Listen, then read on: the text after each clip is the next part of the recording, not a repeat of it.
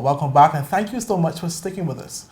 It is no debating that the arrest of former Premier Andrew Fahie was the biggest political news story for 2022, which ultimately impacted the territory in more ways than some persons may be aware.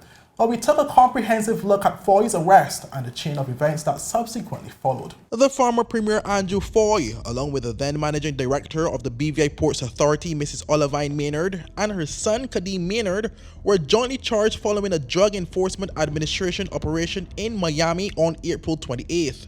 284 News was the first to break the story, which was initially confirmed by the Office of the Governor via an email, where Governor His Excellency John Rankin ruled out this Commission of Inquiry report as having anything to do with Fahie's arrest. But further details came in an article published by the popular Miami Herald newspaper later that day, which revealed that the trio were jointly charged with, and I quote, conspiring to import more than 5 kilos of cocaine into the United States and conspiring to commit money laundering, end quote.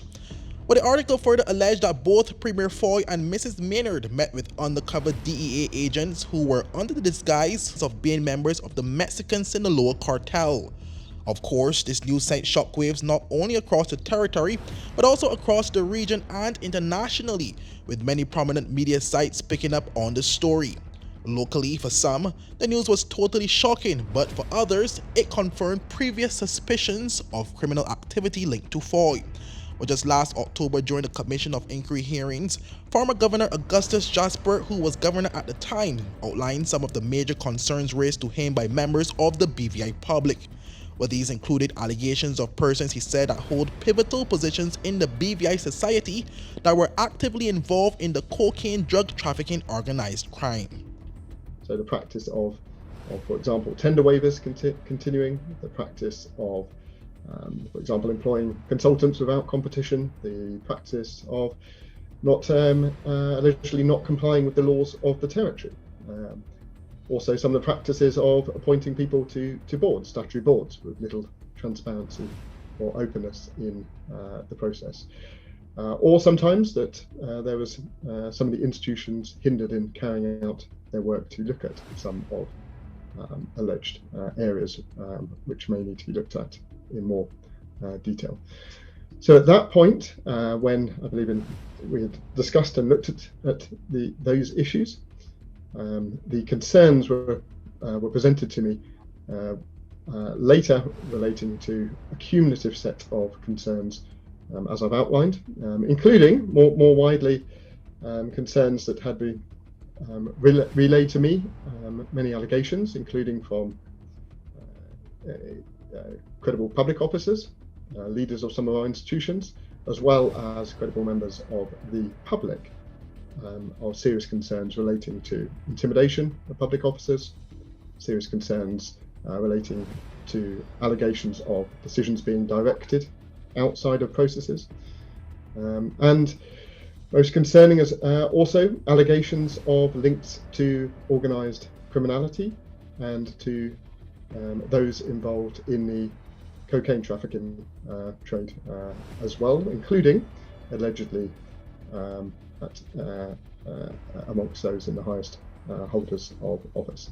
Of course, these claims were refuted on numerous occasions by former Premier Fahie, who labeled the allegations by former Governor Jasper as irresponsible and baseless. And I know that there are those among us who think that the people of the Virgin Islands have not gotten where they have reached through legal means, and don't think that we can do nothing ethical, don't think that we have no integrity, and don't think that we can get anywhere unless they carry us there. But I'm here to tell them that the reason that they can enjoy where they are and even see something that they want to take from us is because with God's help and our prayers, we got it here. Fast forward to just hours after the arrest of Fahie, a criminal affidavit filed in the U.S. Southern District Court of Florida detailing what many termed to be a movie script was unveiled to the public, where Fahie, along with his co-accused Olivine Maynard, were noted in the document as playing a major role in a multi-million-dollar cocaine deal. With this deal involved the two allowing the passage of cocaine through the BVI ports in exchange for a percentage of the proceeds earned from selling the drugs in the United States. With all the attention on Fahie and his arrest, it was not long before prison attire photos with the former premier and Maynard started circulating across the territory in their first court appearance since being arrested. All matters only got interesting after Fahie requested for an immediate release from federal detention on the grounds of diplomatic immunity. Well, this was done through his attorney Teresa Van Vliet, who filed a notice of invocation of immunity on Monday, May 2nd. Well, this notice was supported by a document from the Premier's office, which was later disavowed entirely by the then acting Premier Dr. the Honorable Natalia Wheatley, who said the act was conducted by a rogue public officer, who was later revealed to be the Director of International Affairs Secretariat, Najan Christopher.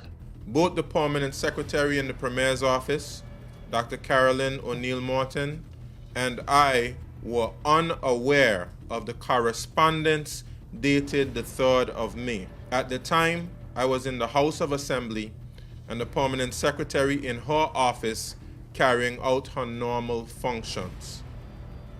It appears that the preparation and sending out of the correspondence were the actions of a rogue public officer who acted without authorization or the knowledge of myself as acting Premier or the Permanent Secretary.